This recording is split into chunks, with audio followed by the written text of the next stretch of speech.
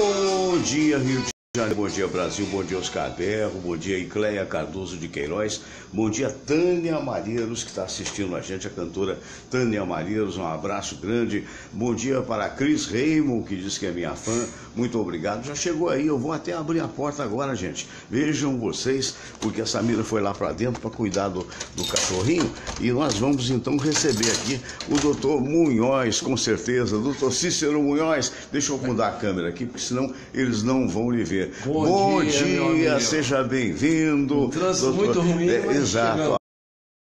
Samira Valente, bom dia, minha amiga. E olha quem está aqui comigo, o Duda, o Eduardo Leite. Eu vou apresentar o doutor Munhoz, o Eduardo Leite. Eduardo é empresário, administrador, bacharel em Direito e, na verdade, um dos proprietários da Drymark, né, que é através da Drymark, através do conhecimento deles, que o Rafael Oliveira fez essa abertura do programa tão bonita, né? Um presente, né? Então, quero mandar um abraço para o Rafael Oliveira. Daqui a pouco nós vamos estar aqui falando, conversando na nossa sala de visitas. Eu quero mandar um abraço para o Oscar Berro, para a Ângela Chaves, Robson, Aldir. Ô Robson, preciso ter você aqui, rapaz. Fala com o Sidney Rezende aí também. Fiquei sabendo que você está na equipe de esportes, né? Do Sidney Rezende. Vamos ver se determinado dia eu consigo ter a tua presença aqui, né? Sidney Peracini do Amaral, meu amigo querido, grande abraço para você, para todos aí de Minas Gerais, em Ouro Branco, né? Mas olha só, minha gente, vamos aqui aos livros que a gente recomenda. Esse livro eu acho interessantíssimo, é do Lee Biller, chama Os Chakras, os Centros Magnéticos Vitais do Ser Humano, muito interessante. Esse outro, Sua Santidade, o Dalai Lama, O Caminho da Tranquilidade, é o que a gente está precisando aqui no Rio de Janeiro, né? Tomara que essa intervenção federal possa dar essa tal tranquilidade. Este outro, de todos os livros que eu tenho, aqueles que foram editados nos Estados Unidos, esse para mim foi um dos mais interessantes, que é o livro do Bruce e Andrea Linenger, com Ken Gross, A Volta, a incrível e real história da reencarnação de James Houston Jr. Esse livro vendeu nos Estados Unidos perto de 12 milhões de exemplares. É uma história incrível. O Voo da Gaivota, de Vera Lúcia Marizek de Carvalho e de Patrícia. Eu queria lembrar do Caçador, do meu amigo Joaquim, do meu amigão lá, o Ari, e também, por que não dizer, do Maurício Caçador. Você pode almoçar por nossa conta no Caçador, desde que você participe do nosso concurso. O concurso é sorteiofs@gmail.com. sorteiofs@gmail.com. E eu queria lembrar logo aqui, na abertura do programa, dos nossos parceiros, né? Parceirões que ajudam a gente a poder fazer, a permanecer esse programa, além daqueles que são nossos debatedores queridos. Esses debatedores, então, meu Deus do céu, todo o nosso agradecimento. Nós temos aqui, olha, primeiro eu quero lembrar que o Diogo Vilela está com um espetáculo muito bonito, Calbi Calbi. Vá no site do Bradesco e vai saber também sobre Lollapalooza. Quais são os seus próximos planos? Seguro AP premiável. Agora você também pode contratar online o Seguro AP premiável e pode também ter Bradesco Dental Ideal. Um abraço para a Daniele no Bradesco, um abraço para o meu amigo Rafael. Eu queria lembrar, se você for viajar, Trivago, encontre o seu hotel ideal, melhor preço, trivago.com.br. E obviamente é importante lembrar você a respeito de quando você for fazer viagem, sempre pesquisar via internet. Vale a pena, porque na verdade você vai gastar bem menos do que gastaria. Então, trivago.com.br. E gostaria de falar também das espadascatana.com.br, que são na verdade produzidas pela Shotokan lá em Hong Kong. espadascatana.com.br. Eu queria lembrar você que nós temos a possibilidade de entrega em todo o país. Basta você entrar no site da Espadas Katana e naturalmente aí você se interessar por autênticas obras de arte. Dá uma olhadinha para você vai ver aí o que são na verdade as espadas Katana. Minha gente querida, essas espadas elas foram forjadas sob o sol do Oriente. não é? São espadas autênticas com aço damasco. Na verdade, são espadas com corte exatamente iguais às espadas dos samurais. Mas, na verdade, minha gente querida, são um grande objeto de decoração. Claro está que espadas como essa não podem ficar nas mãos de criança. espadascatana.com.br. E lembrando aos amigos lá dos Estados Unidos, não é, que brevemente já está sendo providenciado o site internacional de espadas katana. Então, brevemente estaremos, a Shotokan estará vendendo para os Estados Unidos e para o Canadá. E eu queria, por último, fazer uma recomendação, que a Secretaria de Esportes de Niterói, mais o professor Serginho, de Jiu-Jitsu, quarto grau, ele está professando, né, por assim dizer, a MMA CrossFit. Na verdade, está ensinando as pessoas a ter forma física de segunda a sexta-feira na Praia de Caraí, em frente a Belisário Augusto, né? MMA CrossFit, de manhã às 7 horas ou de noite às 7 horas da noite. Muito bem, isto colocado, isso posto, eu queria dar um recadinho para vocês que é muito importante. Este é um programa do Facebook. Aliás, por falar em recado, eu quero agradecer ao casal, ao cantor Mário José, que é músico, que é engenheiro químico, mas que jamais usou a engenharia química, a não ser também pelo fato de ser um músico de mão cheia, e a sua esposa, a Márcia Miranda, que é a produtora e DJ.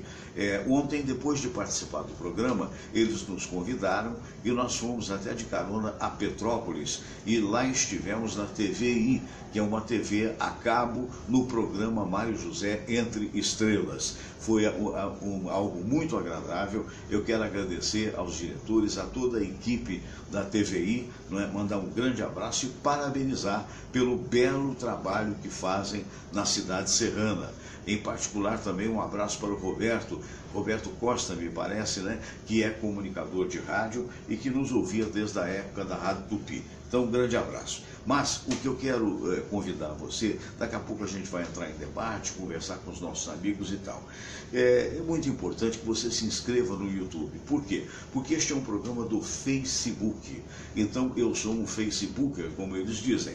Na verdade, no Facebook, nós temos milhares de seguidores, perto de 40 mil seguidores nas diversas plataformas. São 2 perfis e 2 fanpages, né? Então, o Face tem toda essa audiência. Por quê? Porque ele vem de muito tempo, né? Ele vem desde a época quando o Orkut deixou de ser Orkut, eu fiz o Facebook, e aí também teve a potencialização pela rádio que eu trabalhava, que na verdade era uma rádio, e o programa nosso era um programa de primeiro lugar. Então, é um programa do Face. Mas quando nós começamos o programa, nós passamos o programa para o YouTube também. Só que no YouTube é de um ano para cá.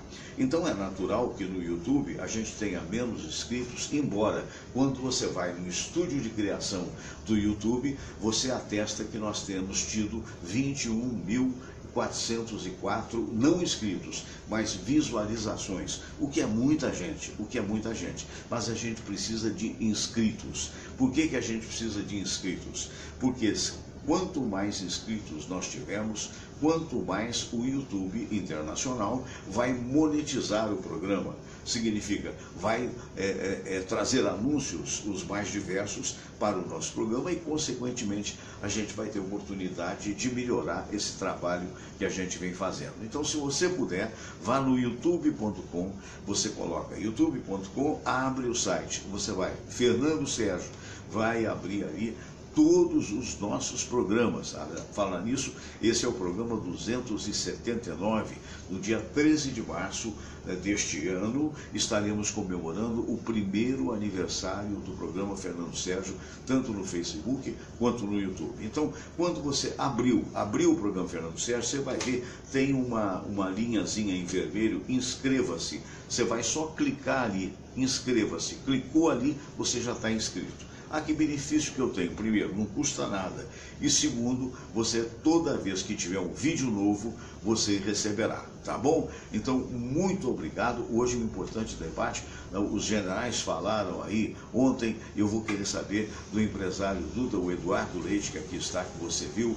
Vou querer saber do nosso querido amigo cardiologista, tenente coronel reformado da Aeronáutica, o nosso doutor Cícero Munhoz. Quais são as nossas expectativas, né, com relação a dar um pouco mais de tranquilidade à família carioca? Esse é um tema que a gente não pode fugir, não é? É um tema que a gente não pode fugir. Aliás, eu quero dar pêsames a alguns artistas, não porque são de esquerda, não, porque a pessoa tem o direito de ser de esquerda, de centro ou de direita. Me parece até que houve uma participação do Caetano Veloso, não tenho certeza, mas me parece que sim. E de repente saíram por aí dizendo que essa intervenção é pura e simplesmente eleitoreira. Pode até ser, eu não duvido até que não possa ser. Mas, minha gente, alguma coisa a gente tem que fazer. A gente não pode continuar no Rio de Janeiro da forma que está. Ainda agora eu estava vendo o telejornal Bom Dia Rio, da Globo, e mostrou uma cena que nos deixa realmente numa determinada rua, às 7 horas da noite, 2 casais passando, a câmera filmando, atrás de 2 casais, um advogado, e de repente desce 2 pessoas, não sei de onde, ou sujo, não sei de onde, você vê um cara grandão, gordão, e mais um outro um pouco menor, e anuncia um assalto. E nessa coisa, me parece que o advogado tentou segurar a pasta, uma coisa assim, você deu um tiro no advogado, matou o advogado. Quer dizer, 7 horas da noite. É um absurdo, a gente não pode continuar dessa forma. É impossível, esse é um apelo que todos nós fazemos, em nome de todos os seres produtivos, em nome de todas as famílias do Rio de Janeiro. Isso é inadmissível, a gente não pode continuar assim. Muito bem. Então vamos torcer por dias melhores. A gente vai chegar agora, minha gente. Eu até botei aqui esse comercial como é que se diz mesmo, da Espadas Katana, porque na verdade eu fiquei tão preocupado em fazer essa propaganda que na verdade eu acredito nela. Eu tenho encontrado inúmeras pessoas que estão muito satisfeitas com esse trabalho que é desenvolvido pela Shotokan. Mas chegamos ao momento da prece de Cáritas, e você sabe que logo após a prece nós teremos então, na verdade, o nosso debate. Silvana Ruggeri, bom dia Fernando, Samira, convidados, bom dia Todd, é o cachorrinho. Se ele latir, cachorrinho late mesmo. Ele é um bebezinho de 3 meses, aí fica querendo aparecer. Acho que no futuro vai ser, de repente, apresentador de televisão. E o Haroldo Barros, nosso querido grande cantor, querido amigo, ex-sonoplasta da TV Globo, né? Está vendo a gente. Abraço, Haroldo, tudo de bom para você, querido amigo. Pois é, né? Minha gente querida, vamos lá. E agora vamos à oração, né? E depois da oração, você sabe. Vamos todos rezar a prece de Cáritas e depois a oração ecumênica que um dia Jesus nos ensinou. Deus nosso Pai, que sois todo poder e bondade, dai a força àqueles que passam pela provação. Dai a luz àquele que procura a verdade. Põe no coração do homem a compaixão e a caridade. Deus, dai ao viajor a estrela guia, ao aflito a consolação, ao doente o repouso. Pai, dai ao culpado o arrependimento, ao espírito a verdade, à criança o guia, ao órfão o pai. Senhor, que vossa bondade se estenda sobre tudo que criastes. Piedade, Senhor, para aqueles que não vos conhecem. Esperança para aqueles que sofrem. Que a vossa bondade permita aos Espíritos Consoladores derramarem por toda parte a paz, a esperança e a fé. Deus, um raio, uma faísca do vosso amor pode iluminar a terra. Deixai-nos beber nas fontes dessa bondade fecunda e infinita, e todas as lágrimas secarão, todas as dores se acalmarão. Um só coração, um só pensamento subirá até vós, com um grito de reconhecimento e de amor. Como Moisés sobre a montanha, nós vos esperamos com os braços abertos, ó bondade, ó beleza, ó perfeição. E queremos de alguma forma alcançar a vossa misericórdia. Deus, dai-nos a força de ajudar o progresso a fim de subirmos até vós.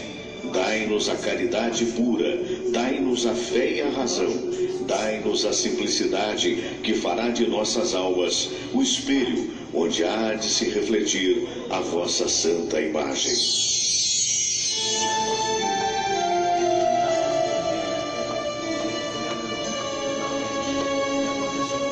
Pai nosso que estais nos céus, santificado seja o vosso nome.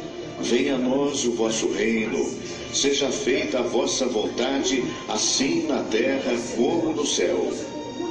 O pão nosso de cada dia nos dai hoje. Perdoai, Senhor, as nossas ofensas, assim como nós perdoamos aqueles que nos ofenderam. E não nos deixeis cair em tentação, mas livrai-nos de todo mal, porque teu é o poder e tua é a glória, por todo sempre. Amém. Pois é, então tivemos esse momento de oração. Quero mandar um alô para o Vicenzo Grandinetti, que está vendo a gente, para o Adriano César, para meu querido amigo Josias Castro Almeida. Josias, se prepara que eu vou te convidar para vir aqui. Josias foi superintendente de publicidade das Sendas e hoje tem uma importante agência de publicidade. Alô, Jane Mary. Aliás, a Casa do Biscoito é um dos principais clientes do Josias Castro Almeida. Josias, que é também professor universitário. Oscar Berro, William Laranja. Olha, tem tanta gente aqui, gente. William Dias, um abraço grande a todos vocês. Samira Valente, bom dia. Você está esperançosa com essa caneca aí na mão de grande flamenguista que você é? Que o jogo vai ser sem torcida. Esperança a gente sempre tem, né? Agora não vai ser fácil, né? Libertadores não é fácil para ninguém, né? Ninguém é galinha morta. Né? Deixa eu te falar um negócio. Você não vai agradecer aquele pessoal da TVI que nós tivemos ontem lá em Petrópolis? Eu amo Petrópolis, né? Ah, maravilhosa. Petrópolis, linda, linda, linda, uma grande né? saudade que eu tinha da cidade, né? E depois a gentileza de nos convidar e a gentileza porque fomos recebidos por toda a equipe, né? E principalmente pelo casal, Mário José e Márcia Miranda, né? Nosso abraço. O Heraldo Cruz está mandando uma alô, Adriano César também. Doutor Cícero Munhoz, bom dia, doutor Cícero.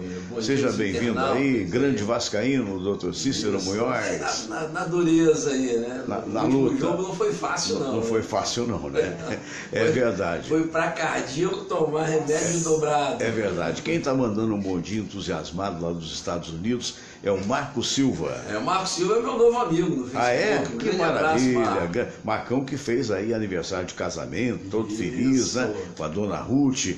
Tá mandando um grande abraço. Um grande secador de baixo. O nosso Eduardo Leite, grande secador. Aliás, o Silvio Peracini Amaral também. Meu amigo de infância, né? E ele outro dia disse que eu era Flamengo lá em Juiz de Fora. Ele esqueceu que o Flamengo era meu irmão, que já está com o Papai do Céu. O meu caro Eduardo Leite, também conhecido como Duda. Bom dia. Da Draimark, seja bem-vindo aí. Duda é flamenguista, né, Duda? Doente. Doente. Não, porque não existe flamenguista. Não, a maioria... Apaixonada, vamos dizer assim. Apaixonada. É que nem o Cirilo Reis, a gente manda um abraço também, grande locutor da Nacional, que é flamenguista. O nosso querido Amaury Santos, né, e tal. Mas olha aí, o jogo de hoje contra o Racing vai ser portões fechados. Né? Não é o Racing. O Racing ganhou ontem. Isso, bem lembrado. O Racing ganhou do Cruzeiro por 4-2 lá. Não é isso? E esse jogo vai ser transmitido pela televisão, mas não tem torcida. Não tem torcida. E aí, a chance é maior ou é menor para o Flamengo? Por não ter torcida? Eu acho que é uma experiência nova para o Flamengo. Eu não me lembro de ter havido esse tipo de punição ao Flamengo já. O Vasco sofreu com essa punição ano passado. Eu acho que, além de prejudicar o espetáculo, né, o clube, eu acho essa punição injusta. É uma punição que não faz sentido, porque pune o bom torcedor, é um desincentivo ao esporte, né? Então, eu não consigo entender, mas as regras são para ser Mas é cumpridas, coisa da né? Conmebol, né? Conmebol. Foi Que devido dizem àquela que tem uma má violência, vontade foi devido àquela violência toda que aconteceu final da Sul-Americana. na final da Sul-Americana aqui no Maracanã. Exatamente. Né? Agora, você não acha também que os clubes, tanto o Flamengo quanto o Vasco, o Botafogo, o Fluminense, teriam de acabar com as torcidas organizadas que são violentas, não as que são apaixonadas, mas as que são violentas, porque acaba alguém tem que ser responsabilizado. Né? Na verdade, assim, eu acho que os clubes já tentaram. Pelo que eu acompanho, o Flamengo, inclusive, ele acabou com aquela política de ajuda, né? De ajuda, Mas tem coisas que hoje elas são de responsabilidade da segurança pública. Sim. Aquilo que aconteceu do lado de fora do estádio, na final da Sul-Americana, para mim, foi falta de planejamento de segurança pública. O que aconteceu do lado de dentro, rojão, fogos, bagunça, teria que ser responsabilidade do Flamengo, realmente, no ponto de vista da organização do espetáculo. Agora, eu acho que você retirar um público, retirar a renda que o clube faz, né, e ainda puni-lo financeiramente, eu acho que é um exagero da Conmebol. É complicado, porque pode, né, Munhoz, influir na classificação ou não do time. Também acho. Né? Porque aquela história, o mando de campo, a meu ver, dá uma força extra ao clube. Primeiro que ele conhece o campo, e segundo que ele tem um apoiamento do chamado 12º jogador, que é a torcida, e que no caso dos grandes clubes é uma torcida apaixonada, né? E eu concordo quando ele fala que isso é um desincentivo ao esporte, né? Eu acho que, na verdade, quando se faz esse tipo de ação, é por incompetência realmente de gestão, seria? Eu não diria nem de gestão, mas do clube também. O clube também é coparticipante, mas o principal culpado é o esquema de segurança. Tem que punir os vândalos, não é isso? Quer dizer, tinha que identificar, hoje tem câmeras, tem que identificar e leis severas de punição. Como foi feito em outros países. Não especificamente. Os hooligans foram um exemplo. O que foi feito na Inglaterra? Foi feita uma identificação, foram punidos do ponto de vista legal, e a partir daí, sim, aí coloca-se essas pessoas fora de rede, porque isso não é torcedor, na verdade. Isso não é torcedor, isso é bandido. O cara que vai pra lá pra dar tiro, pra tacar fogo, pra brigar, não é torcedor. Por mais apaixonado que seja, a paixão não justifica a violência. É a mesma coisa, cara, eu bati na minha mulher porque eu sou apaixonado por ela e fiquei com ciúme. Não, isso não existe. Justificativa louca essa. Né? Então, se for punido, é que infelizmente não é só no futebol, não. A nossa legislação é muito frágil. É muito frágil e só protege a quem transgride. Eu sempre digo isso. Infelizmente. A lei no Brasil é preparada para quem transgride. O cidadão que cumpre as suas leis, que paga os seus impostos, infelizmente se sente muito chateado quando vê esse tipo de política, como você mesmo estava falando ali no início, né? Até alguns artistas que vêm abraçar uma causa inadmissível. Porque é aquela história, mesmo que seja uma providência eleitoreira ou eleitoral, esse negócio da intervenção, ninguém pode negar que o Estado tem a necessidade de fazer algo. Claro. Eu acho que mais do que isso, Fernando, assim, os números aí divulgados nas pesquisas dão conta aí de que 82% da população do Rio de Janeiro estão favoráveis à intervenção. Sim, porque isso mostra que, além do fora de contexto, a opinião dada por eles, por esses artistas, que eu vi o vídeo, o Caetano Veloso realmente ele participa, mostra que a preocupação deles é puramente ideológica, né? Pois aí é complicado, né? Eu não estou mais no governo, quero tomar o governo, é mais ou menos isso. E essas pessoas não moram no Rio de Janeiro. Não estão vivendo o drama que nós estamos vivendo. Exatamente. Aliás, a verdade seja dita, ontem eu li um texto, um curto texto, muito bem escrito, que me falta agora a pessoa que escreveu, falando sobre a mesma manifestação dada pela OAB de repúdio a intervenção e a forma de cadastramento que está sendo feito dos moradores. E a pessoa escreveu questionando, né, por que durante os 20 anos em que os 30 anos que nós estamos submetidos, né, subjugados ao poder do tráfico, ninguém tomou nenhuma providência. Ninguém nunca tomou a mesma providência, ninguém foi aos órgãos de Eu vou trocar imprensa. com a Samira. Perfeito, eu também acho. Realmente à vontade, para ela poder cuidar do cachorrinho que está latindo. Eu li um texto também, Fernando, que eu achei muito interessante, escrito até por um colega meu de ginásio. Nós fizemos agora nosso jubileu em 50 anos, e nos encontramos aqui até na Tijuca mesmo. E ele fez um texto que eu achei muito interessante. Sim. Ele fez o seguinte texto: é engraçado como é que o traficante ou o miliciano, seja lá o transgressor da lei, exige das pessoas que tem hora para chegar, que tem hora para sair, revista quem entra, quem sai, dá tiro em carros que chegam e não tem lá, invade a sua casa, te expulsa da tua casa, te expulsa da tua comunidade. Isso tudo transgredindo a lei. Aí na hora que vem uma força de segurança para proteger principalmente os menos favorecidos e exige uma documentação, ou filma ou fotografa, isso vai contra os direitos humanos? Quer dizer, é uma coisa inadmissível que pessoas que teoricamente são cultas possam se virar contra essa decisão. Você concorda comigo? Infelizmente, o Eduardo, nós estamos vivendo um momento de exceção. Sim, não tem a menor dúvida. Há muitos anos já, né? Nós temos hoje vítimas em número de guerra. Não, foi muito pior do que 64. 64, eu tinha meus 9, 10 anos, eu não vi nada parecido. Não havia violência. Não havia violência como está havendo, não.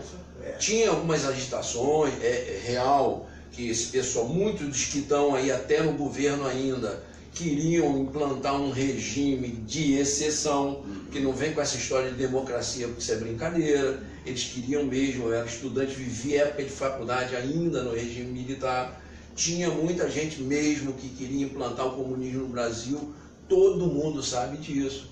E usavam métodos extremamente violentos, de sequestro, de roubo a banco. Será que esse é o caminho de você mudar a mentalidade ou a política do país? Mas é engraçado, naquela época, digamos assim, embora condenável tudo que acabou horrível, no país, era, digamos assim, uma coisa política, uma postura política que você pode concordar ou não. Não é isso? Agora, hoje não, é uma postura criminosa. O que degenerou. Exatamente, a coisa degenerou. E o que me espanta, o que me causa assim o fato de que existe um termo hoje da indignação seletiva, que ele está sendo muito usado, e é muito engraçado, porque esses mesmos atores, artistas que hoje se pronunciam contra a intervenção, sempre se pronunciam a favor de regimes totalitários. É verdade. A gente jamais viu, a gente está vendo aí essa crise, né, de refugiados da Venezuela. Pelo amor de Deus. Esses partidos... Você quer país que quebra mais os direitos humanos do que a Venezuela hoje? Que uma parte, estão calculando, quase metade da população já está em estado de fome, de penúria mesmo, comendo coisas de lixo. Então, como ele falou, é verdade. Essas mesmas pessoas, até da OAB, alguns membros da OAB, que vêm se manifestar publicamente contra uma revista, está revistando uma criança. Tem que revistar. Criança hoje pode ter arma, vamos dizer, é um meio que os traficantes usam exatamente para isso, para não ser revistada e fazer aquele transporte que eles precisam. De droga, de armas, de... Me perdoe o Estatuto da Criança e do Adolescente, mas eu acho um absurdo aquele negócio de nós termos de noticiar, a polícia apreendeu um menor, né? Botou algema, não apreendeu, não é prender.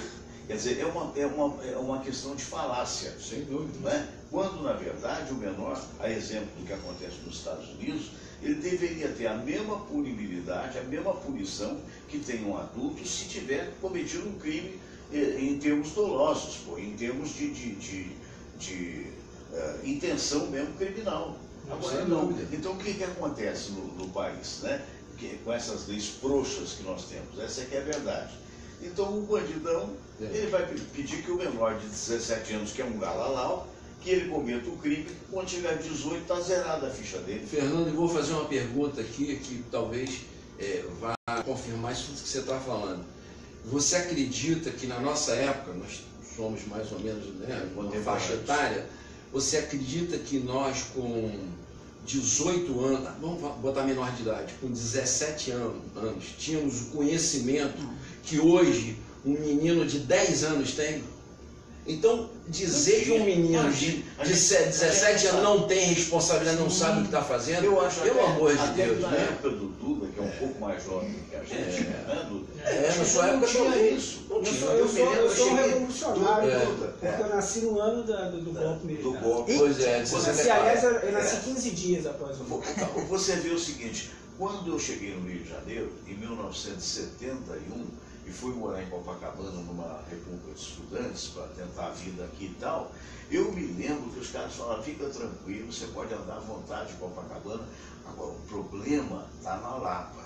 Se você for na Lapa, tem os malandros têm navalha. Eu lembro disso. 71, gente. É isso mesmo. Quando, não é? Quer dizer, meu Deus do céu, você vê de lá para cá. Nós, da nossa juventude, talvez nem você, Duda, a gente conhecia, eu me lembro da metralhadora INA, que era usada pela Polícia do Exército. Isso. Né? Mas você não ouvia falar de AK-47, você não ouvia... Eu me lembro que a gente era tão ingênuo que na Rua Alfa, em Juiz de Fora, aparecia um cara de blusão de couro e o pessoal falava assim, eu tinha 16 anos, 17 anos, mas puxa, o cara lá é maconheiro. Aí eu chegava com outro, maconheiro, mas eu não sabia o que era maconheiro com 16 anos de idade. Isso mesmo. Quer dizer, mudou. É o que o Munhoz falou com muita propriedade. Hoje você tem toda a informação. Toda a informação. Está tudo filmado. A cena que nós vimos hoje aqui, que aterroriza a todos, da morte desse advogado, que foi assassinado às 7 horas da noite de ontem, a gente viu e vê dentro de casa. Inadmissível. E anteontem houve um outro advogado assassinado aqui na Tijuca. Essa é a minha preocupação que eu queria que vocês... Às 10 horas da noite também. Que vocês analisassem. Embora eu seja, obviamente, favorável à intervenção, eu acho que ela talvez ela tenha tido mesmo no início uma motivação que possa também ser política, que possa ser eleitoral, porque foram os políticos que bolaram, e a informação chegou um pouco mais para depois para as pessoas que vão executá-la, como é o caso do general. Né? E tanto é que eu acho que o ideal teria sido feito, digamos assim, às escondidas, né? Do ponto de vista, primeiro vamos votar no Senado, vamos votar na Câmara, no Senado, e agora vamos começar. Então há um hiato, né? E nesse hiato, o que está havendo? Está havendo planejamento, que é aquela história. De repente, digamos que fosse o nosso querido Munhoz, fosse o comandante, né? Na verdade, olha, agora vai ter intervenção, mas você é pego meio que de surpresa. Até que ponto isso pode atrapalhar ou não, ou você acha que, de repente, havendo o apoio que tem que haver por parte do governo, a gente pode pensar numa mudança para melhor? Os dois, por favor. Fernando, eu vi ontem pouca coisa da coletiva que o general fez, né?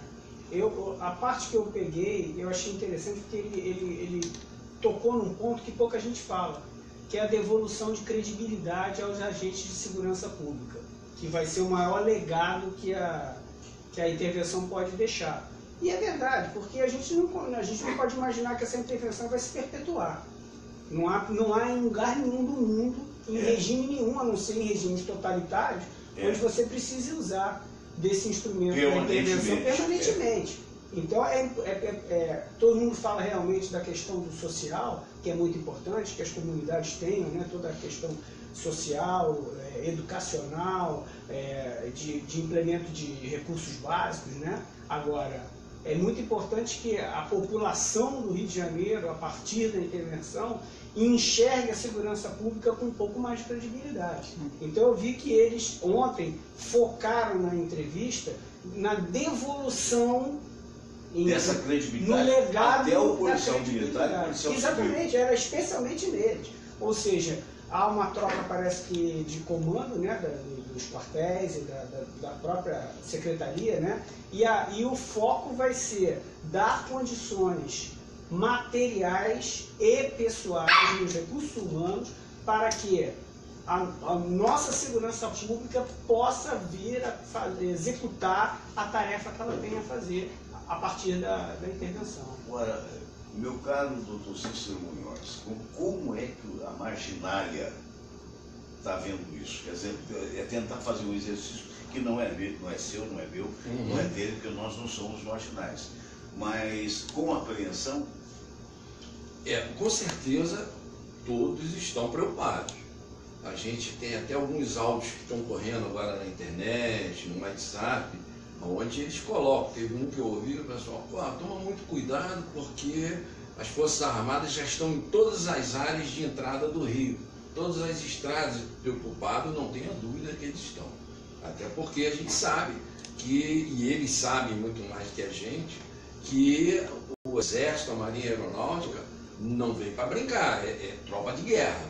Uma coisa, o que me preocupa um pouco, Fernando, e não é que eu acho que não vai dar certo, eu acho que tem tudo para dar certo, até porque a inteligência, serviço de inteligência do Exército, Marinha e Aeronáutica é muito maior do que todo mundo pode imaginar. É sério, é cuidadoso, quando é colocado em prática, dificilmente alguma coisa falha, por isso que às vezes demora um pouco. Tem gente angustiada. Já querendo aviação. Movendo estantes na rua. Não é por aí. Não é por aí. A gente sabe muito bem, quem viveu lá 20 e tantos anos, sabe como é que a coisa funciona.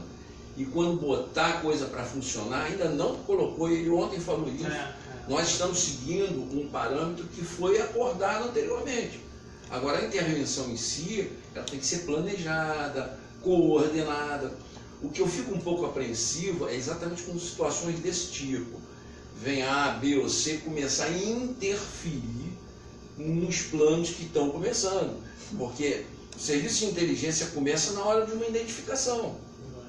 E se você quebra logo esse primeiro degrau, você já começa a interferir negativamente no planejamento. Eu concordo plenamente. Isso é um problema. Concordo plenamente com o que o Munhoz disse, porque vejo vocês que acham que tudo tem que ser dentro da lei, mas essa lei que é meio relativa, que acaba protegendo o marginal, acontece o seguinte: o próximo passo é o estado de sítio. Sim, e o estado de sítio na verdade, a revogação dos direitos de todos em função de um bem maior, que seria a preservação da segurança. Que já aconteceu no Brasil. Que já aconteceu no Brasil. Então, evitemos isso. Não é? Porque aquela história é o que nós todos estamos aqui. Outro dia eu vi uma opinião, eu queria que vocês, de um ouvinte, muito provavelmente, digamos assim, escandalizado com tudo que está vendo. Ele disse assim: eu não consigo entender, se o exército vai não sei o quê. Olha, essas câmeras de televisão, de helicópteros de televisão, vivem pegando os caras com a R-15, com não sei o que e tal. Então, por que não? Viu o cara com a R-15, atira no fuzil. Olha só, agora, se pegar na barriga do cara, pegou. Se pegar no braço, pegou. Quer dizer, é radical a opinião do ouvinte. Me lembro que até o primeiro nome dele é Paulo e o sobrenome Paulo Moreira, foi quem deu a sua opinião. Mas nessa expressão assim, é claro que podendo não matar, que não mate. Mas é aquela história, não adianta ficar só a câmera de televisão mostrando os caras com fuzil para lá e para cá e não havendo ação. Recentemente mostraram aí, doutor Munhoz, um roubo de carga, acho que todos nós vimos, que são passados a exaustão, né? Os caras lá tirando isso, tirando aquilo, televisão, botaram 6 dentro de um carro, e cadê a polícia? Isso que você colocou é verdadeiro. A coisa, quando chega a nível de guerra, é assim que se abate. Acontece, você vai esperar o cara armar o... Alguém pode falar assim, mas nós não estamos em estado de guerra, mas a gente mata mais e morre mais do que qualquer guerra do mundo hoje. A gente morre, policial então nem se fala. Enquanto os Estados Unidos perdia meia dúzia de soldados em meses no Vietnã, a gente perde, já está em quanto? Já 20 e poucos policiais militares só no início desse ano. Só o ano passado, em 26, se não me fala. Aí alguém vem me falar, isso é guerra, não tenha dúvida.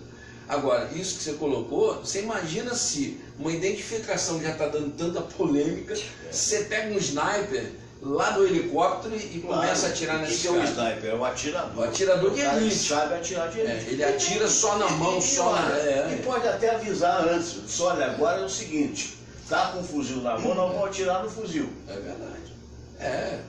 É uma coisa, é uma situação extrema, Agora, é o que se colocou no início. Mas a morte desse advogado não é uma situação extrema? Essa família que vai ficar sem esse chefe de família, um cara que se formou, que estudou, que lutou. E aí eu vou te perguntar, de repente, essas mesmas pessoas que estão protestando aí foram no velório? Sim. Foram falar com a viúva? E são todos muito bem obrigados. É os direitos humanos. Aí vem aquele nosso grande amigo lá da patrulha, o Coelho Lima. Direitos humanos, meu amigo, é para quem é humano direito. Você não pode usar direitos humanos para quem é transgressor. Pilantra, sem vergonha, cara que é capaz de matar, buscar de óleo. Eu sou a favor de direitos mínimos de sobrevivência. Aí eu vou falar um pouquinho, meio que Bolsonaro aqui. O cara vai, transgride, estupra, mata e quer ir para onde? Uma prisão de luxo? Sim. Televisão a cabo, visita íntima 2, 3 vezes por semana. Como é que a gente pode aceitar uma coisa dessa? É um tapa na cara das pessoas de bem, da sociedade. Os caras que lutam, não é? Exatamente. Os caras que lutam. Eu não sei qual é a tua opinião, já é de longa data. Eu sou favorável no confronto, evidentemente, não tem jeito. Entre a vida do outro e a minha, eu vou atirar, claro. Mas não, talvez eu não acho que devesse haver a pena de morte, que ela é relativa, mas, meu Deus, pelo menos a prisão perpétua. E a prisão perpétua com trabalhos forçados. Quer dizer, o cara vai trabalhar para se sustentar. Não essa lei maluca que hoje prende um cara e ainda dá dinheiro para a família. Que é bem maior que o salário mínimo. Que é bem maior que o salário mínimo. Uma inversão. Uma inversão de valores. Uma inversão de valores. Quer dizer, e o cara fica lá vagabundando e muitas das vezes de dentro da penitenciária, muitas das vezes, não, na maioria das vezes, como é admitido, né, orientando os criminosos cá fora, poxa. Fernando, enquanto a nossa legislação, enquanto o nosso Código Penal tiver quantos anos? 1940, 42 por aí, parece que teve uma... Quantos anos tem isso? Praticamente nada foi mudado. E o que foi mudado foi para favorecer, de novo, vamos falar mesmo, favorecer o transgressor. Olha, esse é que é o problema. Não se faz uma lei que beneficie as pessoas de bem. É o único país do mundo que tem 4 instâncias. Como é que você pode imaginar uma coisa dessa? Por isso que um processo demora 10, 15, 20 anos. 10, 15 anos. Entendeu? Então, coisas, pessoas. Direito trabalhista. Para que direito trabalhista? Direito é direito qualquer um. Direito trabalhista nos Estados Unidos não existe. E as causas são resolvidas entre patrão e empregado. E quem transgredir essa lei vai ser julgado pela lei comum. E tudo vai a júri. É muito mais simples. Você está vivendo esse problema. Ontem eu tive com o Jorge Miguel. Que bom. Ontem eu tive um abraço, querido. Aliás, um grande abraço com o Maurício Manfrini. Eu fui na pré-estreia dos Farofeiros. Eu recomendo. É uma grande diversão. Numa hora que a gente está tão triste de tanta coisa, a gente sai feliz. Parabéns. Grande trabalho, Maurício, grande trabalho. Mas eu tive com o Jorge Miguel ontem, com o Zé Maria. Então, na mesma situação sua. Claro. Quer dizer, alguém chega, uma empresa chega, manda você embora e fala assim, vai procurar os seus direitos. Aí os seus direitos, que são líquidos, cristalinos, caem na mão do juiz que te enrola 1, 2, 3, 10 anos. Quer dizer, e é um negócio absurdo, realmente. Não dá para entender. É uma coisa, como se diz, parece que as leis são feitas para os poderosos, desde que estes sejam poderosos, financeiramente falando. E não é em função da justiça mesmo, como deveria ser. Você sabe que tem uma piada rolando na internet, o Eduardo, que tem muito de veracidade, que é a seguinte: diz que um juiz, eu acho que cheguei a comentar com vocês, não sei, um juiz está perguntando para um garotinho de 7 anos, né, com quem ele quer ficar, se com o pai e com a mãe que estão se separando. Ele não quer com a mãe por um motivo qualquer e não quis com o pai porque o pai não para em casa. Aí o juiz, meio que incomodado, perguntou, mas então se quer ficar com quem, garoto? Quero ficar com o senhor que ganha 33 mil reais por mês. Ainda tem ajuda de moradia. Ajuda de moradia. Aí é fácil. Ontem foi divulgado o auxílio alimentação. 1980 no Rio de Janeiro, aos juízes. Quem precisa de auxílio ao pobre ou rico? 32 mil reais. Precisa de auxílio. Recebe um auxílio alimentação de 1980 e recebe um auxílio moradia de 4.500, uma coisa assim. Tá? E mal cumprimenta o cidadão. Pergunte a Jorge Miguel. Quando você entra lá, a minha mãe ensinou que eu tenho que dar bom dia às pessoas.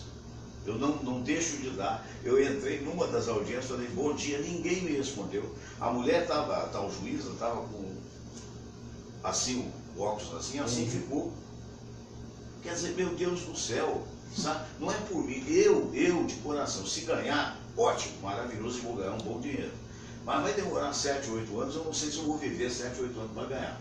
Agora, não vai me fazer grande falta e vou ficar indignado porque não ganhei o que me devem. É outra coisa. Existe a história do que é ganhar e do que é receber, né? Ainda tem isso. Ganhar é uma coisa e receber é uma outra realidade. Tem isso. Eu não sou contra essas determinadas coisas desde que elas sejam feitas de maneira correta. Aí vamos voltar. A gente sempre fala, uma vez militar, sempre militar. Certo. Você sabe como é que funciona na vida militar? Eu fui transferido lá para o Amazonas.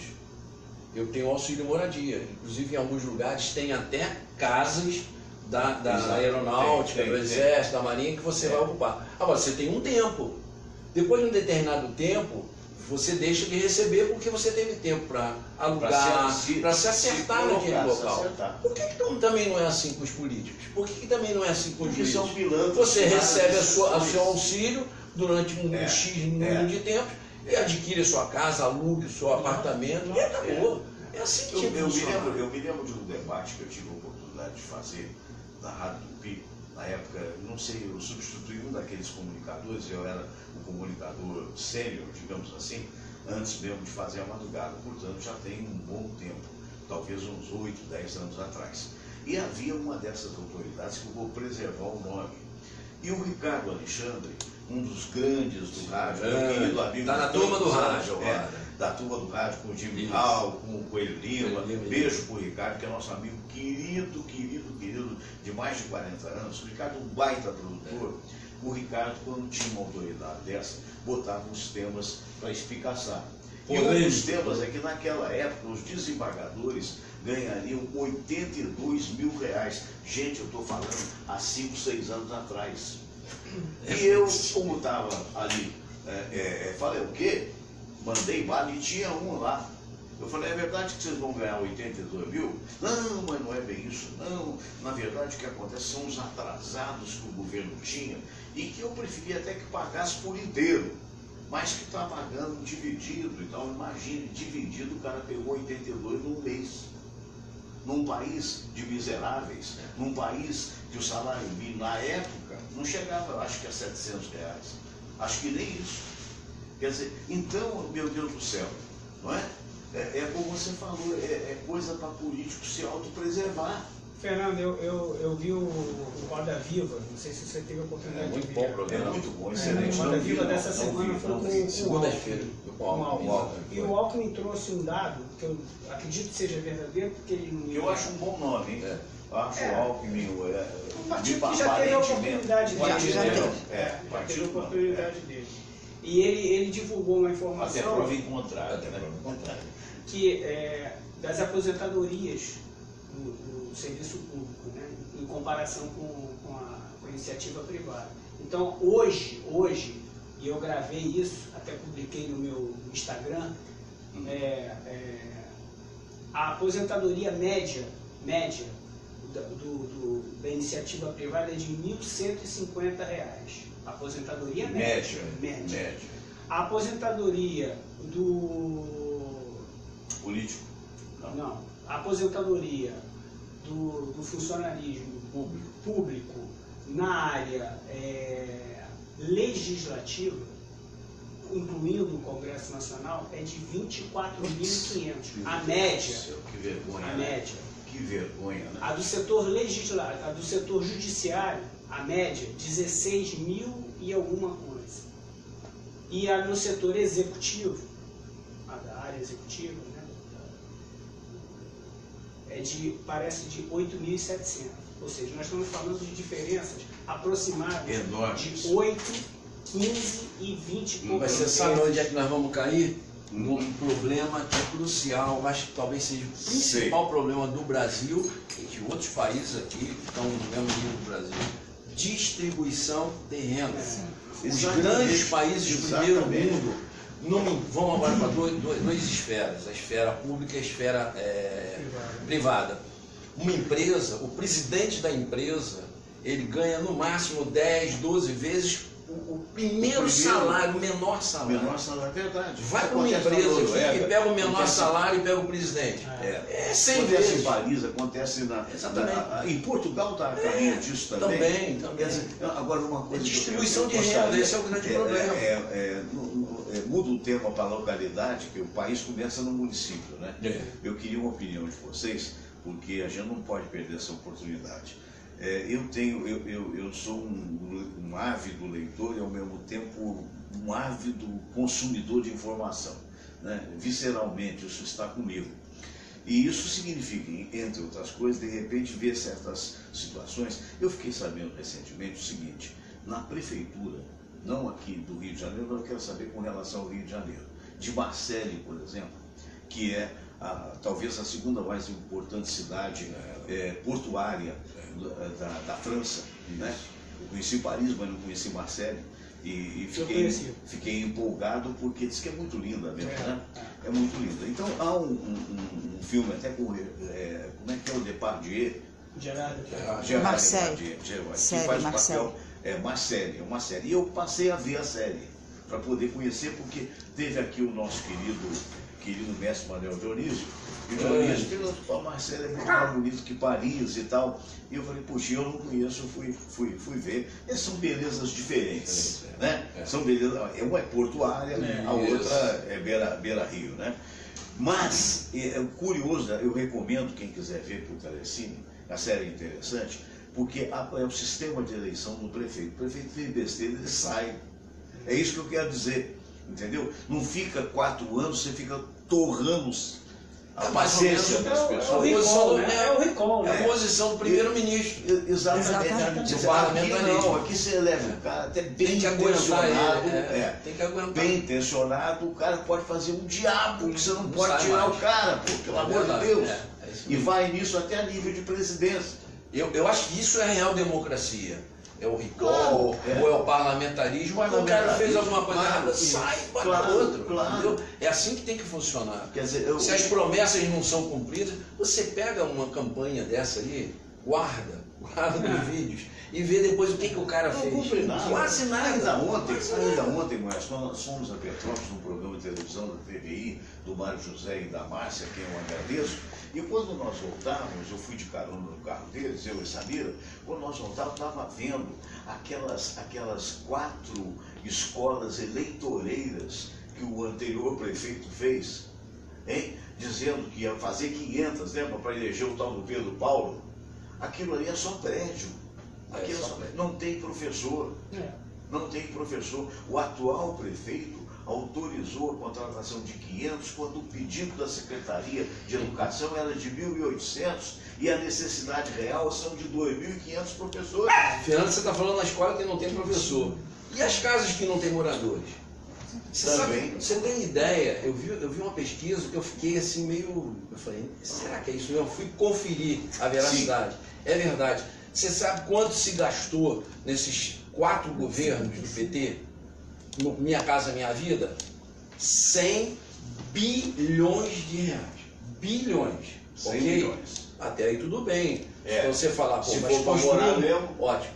60% dessas residências tem problemas estruturais gravíssimos. Brincas, alguns até quase desabando. Então ficamos com 40%. Só que desses 40%, quase metade é inabitável porque está construído em área que não pode.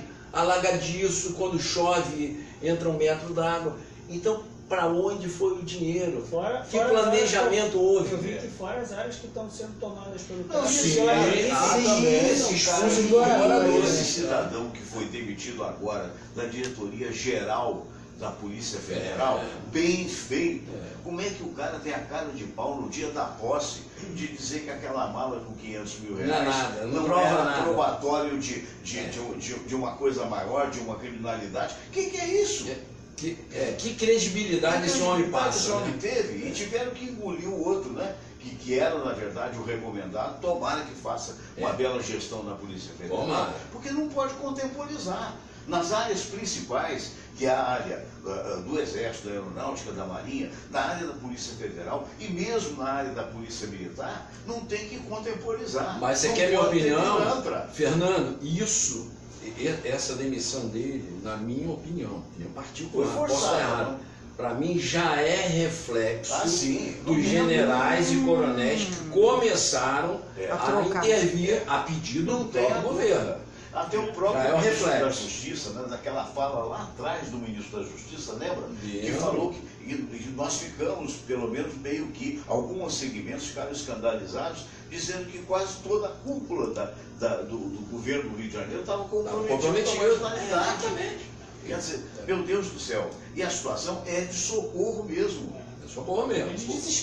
Eu lamento profundamente, acho que nós lamentamos, que a gente gostaria de estar comunicando tranquilidade. É só notícia boa, né? Notícia boa. Mas é inteiro apoio a esses generais e queira Deus que eles tenham realmente, que a gente espera que tenha, a capacidade, né? E sobretudo a liberdade para atuar. Isso que eu ia falar. Liberdade para atuar. Não pode contemporizar. Não pode ficar pensando em termos de OAB, dessas coisas todas. Isso é uma situação de normalidade. Nós não estamos vivendo uma situação de normalidade. A gente não pode esquecer também assim, o papel que a imprensa tem feito, alguns veículos, né, de incentivo a esse tipo de policiamento às Forças Armadas. Né? Existem setores da imprensa, da mídia, que eles parecem que eles têm a obrigação de demonstrar, como esses vídeos que a gente viu de cantor, e propagar uma coisa negativa sobre a intervenção, não refletindo o que realmente a população está acontecendo no dia a dia. Eu sou síndico aqui do prédio. Outro dia, há algum tempo atrás, a Samira vinha, tipo que era 3 horas da tarde, Samira, uma coisa assim, quando você perdeu o celular no 7 da noite. 7 da noite. Ela vinha, você não pode infelizmente fazer isso, mas ela também estava lá com a irmã dela. Você sabe o que aconteceu? Veio 2 motociclistas, um no outro na garupa, e entraram na calçada, tomaram o celular dela, perdeu e foram embora.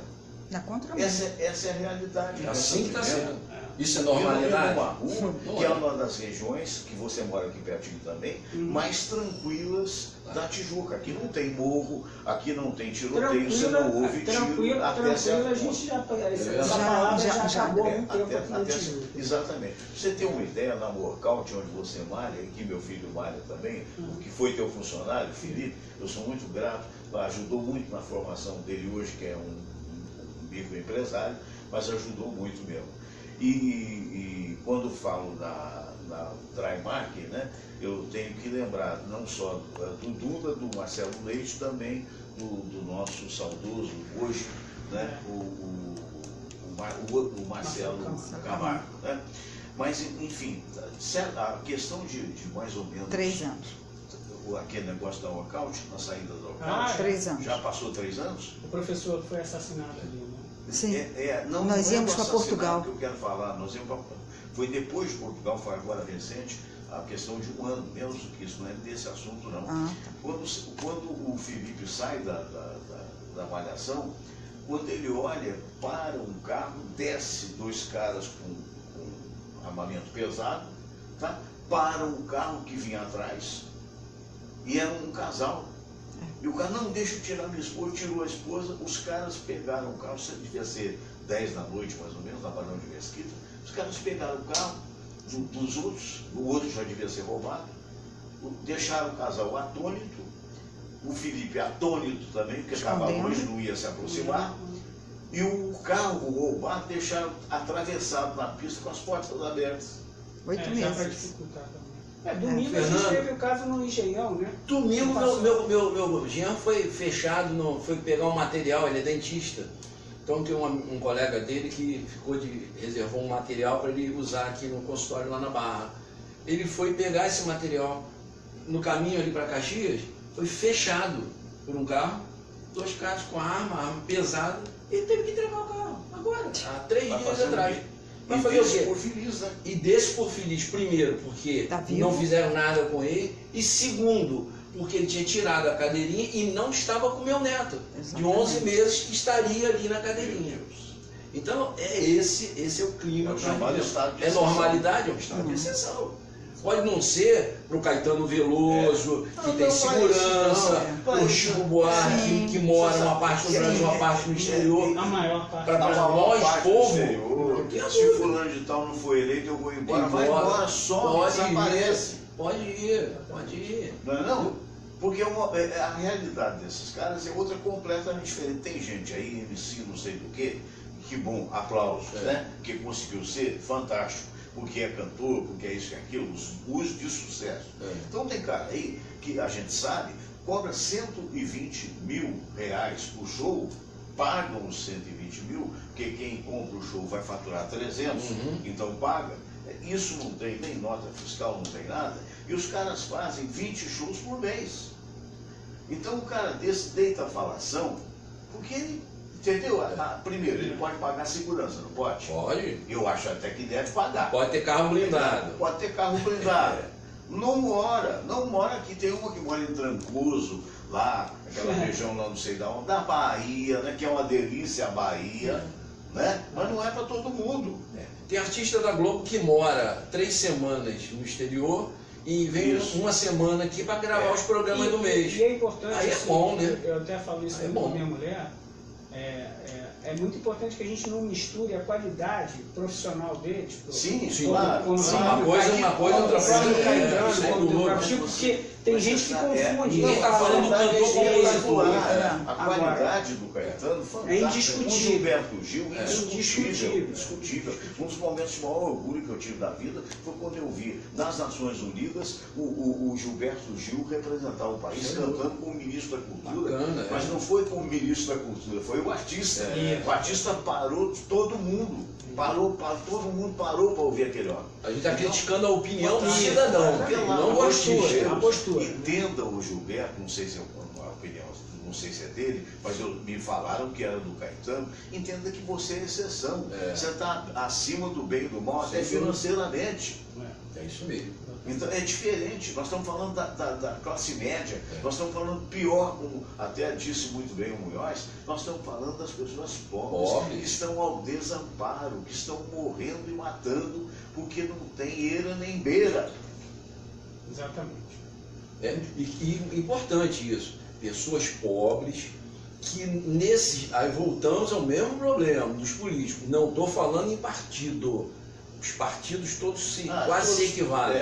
Mas nesse período todo, houve uma grande mentira de dizer que o Brasil tirou não sei quantos milhões da miséria. Mentira. O que se fez foi a mudança lá no IBGE de patamares. Exatamente. Muda o patamar, acabou, aí diminui a metade da pobreza. A prova disso é o tal da Minha Casa Minha Vida. Você sabe que fizeram a toque de caixa, como disse muito bem o Munhoz. Gastaram 100 bilhões. Tem paredes trincadas. E o que é pior, uma vez botaram o pessoal lá sem a menor condição. Jogaram lá dentro. Entravam as milícias, expulsavam, botavam o que queriam.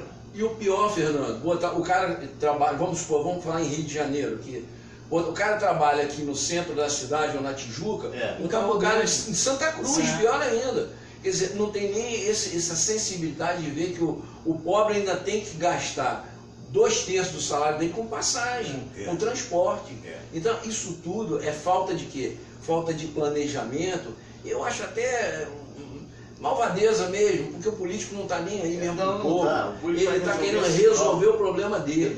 E o povo que se dane. Como dizia aquele personagem de Chico Anísio, o povo é apenas um detalhe.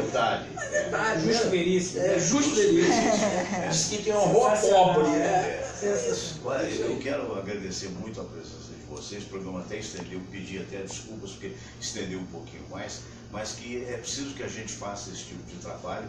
É um trabalho de formiguinha, mas é uma coisa que é muito importante, que é visceral, para que a gente possa um dia ter um país mais digno, que todos nós esperamos. Eu queria, o Eduardo, que você... Olha, o Eduardo é um dos sócios proprietários da Trimark, que é uma empresa muito séria, uma empresa que não só faz dublagens, mas que faz gravações, faz vídeos. Então, se você, por favor, quiser deixar uma forma de contato, fique à vontade. A gente tem o nosso site www.dtmark.com.br. Dreymark, tudo junto, .com.br.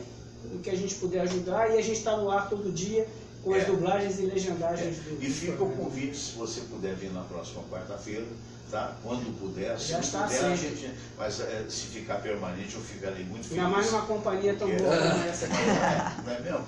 E são pessoas prazer, que a gente tem assim, mais um amigo que eu fiz aqui. Então isso é que é importante.